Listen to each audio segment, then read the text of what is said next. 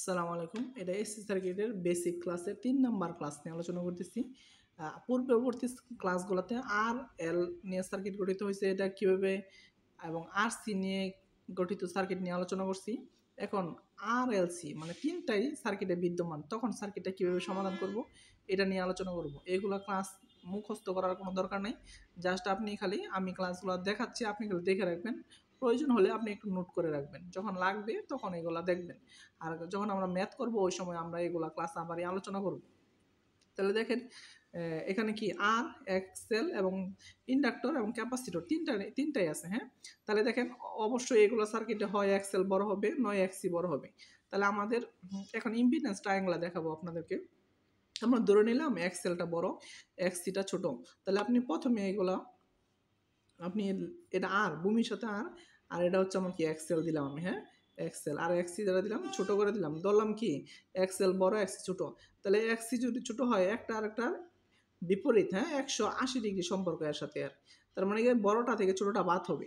তাহলে দেখেন এই পরিমাণ এক্সি বাদ দিলাম, আমরা এই পরিমাণ এক্সি বাদ দিলাম। তাহলে এই পরিমাণ যদি বাদ দেন, টোটালটা থেকে এইটুকু বাদ দিচ্ছেন, হ্যাঁ, তাহলে কি মান থাকবে এক্স এল মাইনাস এক্সি, যে বাদ দিলে যে মানটা থাকবো এটা হচ্ছে এই মান। হ্যাঁ, তাহলে আমার উলম্বের এই পার্টটা রইলো, তাহলে আমি এটা যোগ দিলাম, তাহলে এটা আমার জেড, আমি যে উলম্বের পার্টটা জেড সঙ্গে যোগ দিলাম। তাহলে দেখেন এই যেটা এখানে এক্সেল দিছিলাম, আর এখানে আমি কি দিছি দেখেন এই যে এক্সি, এই এক্সেল থেকে এই এক্সি পরিমাণ এইটুকু বাদ দিছি। তাহলে এক্সেল মাইনাস এক্সি এই মানটার মান কত হবে, এইটুকু টোটালটা থেকে এই এক্সি যদি বাদ দিই তাহলে যে মানটা থাকবে যে এক্সেল মাইনাস এক্সি, এই বাদ দিলে যে মানটা হবে এটা হচ্ছে এই মান। তাহলে আমি সামেশন লিখলাম এটা। তাহলে দেখেন এই যে এই পার্টটুকু রইল আমার উলম্ব, এই পার্টটুকু রইল, যেহেতু উলম্বের উপরের দিকে থাকলে প্লাস জে আর নিচের দিকে থাকলে মাইনাস জে। হ্যাঁ, তাহলে দেখেন আমি যদি জেডটা লিখি, জেড সমান সমান আর ভূমি আর প্লাস জে দিয়ে বোঝাইতেছে এটা উলম্বের উপরের দিকে। হ্যাঁ, তাহলে এক্সেল মাইনাস এক্সি এটা লিখতে পারি, এভাবে জেড বের করতে পারি। অথবা জেড স্কোয়ার সমান সমান ভূমি স্কোয়ার প্লাস লম্ব স্কোয়ার, জেড স্কোয়ার সমান সমান R square plus Excel minus এক্সি, মানে এটা লম্ব স্কোয়ার, এটাও লিখতে পারেন। হ্যাঁ, এখন যদি এক্সেল বড় না হয়ে এক্সি বড় হয় তাহলে আমাদের আলোচনাটা কেমন হবে। তাহলে আপনি দেখেন এই যে আর সবসময় ভূমির সাথে, এরপরে এর সাথে কি সংযোগ দিলাম এল এক্সেল। হ্যাঁ, আর এক্সিটা আমি ধরলাম বড়। তাহলে যেহেতু এটার সাথে এটা সম্পর্ক 180 ডিগ্রি, তাহলে বড়টা থেকে ছোটটা সবসময় বাদ যায়। তাহলে এই পরিমাণ বাদ দিলাম কি, এই পরিমাণ ধরলাম এক্সেল। তাহলে টোটালটা আসেন এক্সি, তাহলে বাদ দিলেন কি এক্সেল, তাহলে বাদ দেন, বাদ দিয়ে এটা রইলো, যেটা রইলো এটার সাথে সামেশন করে দিলাম, এটা হচ্ছে জেড।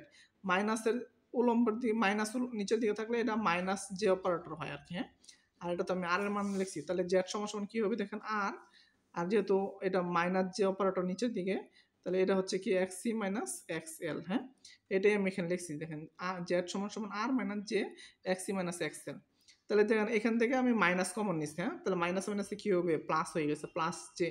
তাহলে এটা যে মাইনাস কমন নেন, মাইনাস মাইনাসে কি প্লাস, এই যে প্লাস এক্সএল। আর যদি যে মাইনাস দিয়ে কমন নিচ্ছি, প্লাস মাইনাস কি হবে মাইনাস এক্সি। তাহলে দেখেন জেড সমান সমান আর plus J XL minus XC. তাহলে এখানে দেখেন কি হয়েছিল, জেড সমান সমান কি হয়েছিল R plus j of XL minus XC. তাহলে এখানেও কি সেম না, দেখেন সেম জিনিস এটা আর এটা সেম জিনিস, অর্থাৎ এক্সএল এবং এক্সি যেটাই বড় হোক আপনি অঙ্কের সময় সবসময় R plus j of XL minus XC লিখবেন, কোনো সমস্যা নেই। হ্যাঁ, তাহলে আমি যদি আবার এটাকে এর উলম্ব পিথাগোরাস ব্যবহার করি, তাহলে জেড স্কোয়ার সমান সমান কি R square plus X minus XC minus XL whole square. এই যে এখানে লিখছি জেড স্কোয়ার সমান সমান R square plus XC minus XL whole square. এগুলো মুখস্থ করার দরকার নাই, আপনি জাস্ট খালি একটু লিখে রাখেন, নোট ডাউন করে রাখেন, পরবর্তীতে এগুলা যখন ম্যাথ করবো আমরা আবার আলোচনা করব।